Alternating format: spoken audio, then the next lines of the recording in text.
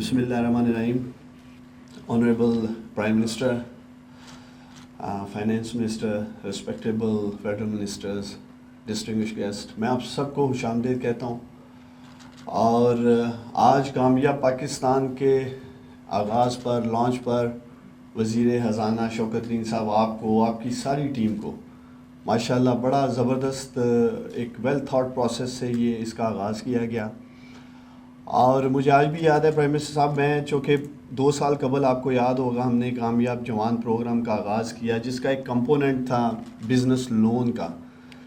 1 لاکھ سے 2.5 کروڑ تک کے قرضہ جات ہم دے رہے ہیں نوجوانوں کو، جو کہ ہمارا ایک فلیگ شپ پروگرام ہے.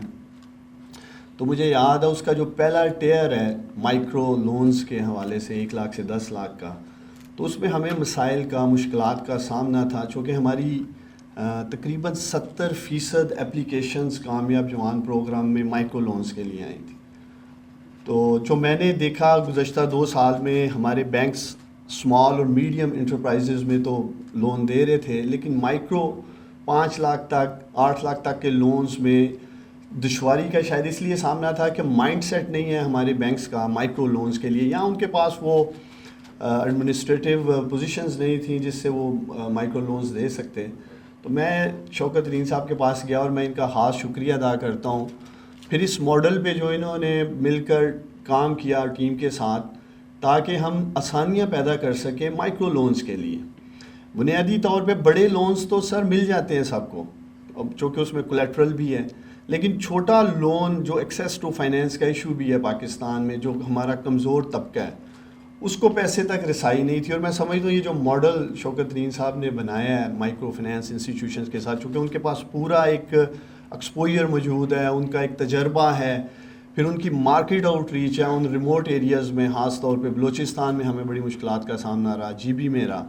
تو میں سمجھتا ہوں کہ کامیاب پاکستان پروگرام جو 5 لاکھ تک کے بلا سود قرضے، اور پھر ڈیمانڈ بھی تھی نوجوانوں کی بھی اور جنرل پبلک میں بھی کہ ہمیں بلا سود قرضے دیے جائیں. ریاست مدینہ کی بھی سر آپ بات کرتے ہیں، فلائی ریاست جس کے قیام کی آپ بات کرتے ہیں. میں سمجھتا ہوں یہ اس کی طرف ایک بڑا زبردست قدم ہے.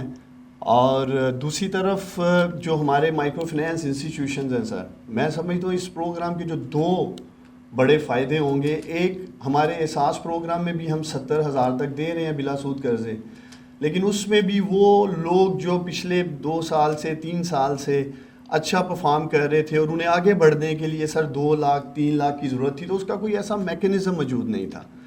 اسی طرح میں یہاں دیکھ رہا ہوں ڈاکٹر امجد ثاقب بیٹھے ہیں قوت سے، ہمارے NRSPs کے اور بہت ساری NGOs ہیں، ان کی بھی سر لمیٹیشنز رہی ہیں ماضی میں. یہ بھی میکسیمم 1 لاکھ روپے تک 80,000 تک قرضہ دیتے رہے ہیں.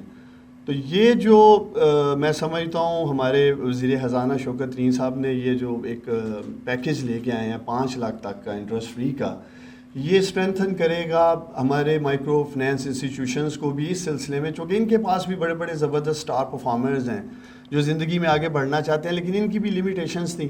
تو اس سے انشاءاللہ تعالیٰ جو ایک غربت میں کمی لانے کے لیے، اور میں سمجھتا ہوں پاکستان کا سب سے بڑا ایک روزگار کا یہ ایک انجن کا انشاءاللہ تعالیٰ یہ پروگرام کردار ادا کرے گا. اور جو ایک آپ نے وعدہ بھی کیا تھا انشاءاللہ تعالیٰ پاکستان کے نوجوانوں کے لیے بھی نوکریاں دینے کا بھی، اس میں یہ پروگرام انشاءاللہ تعالیٰ ریڑھ کی ہڈی کا کردار ادا کرے گا.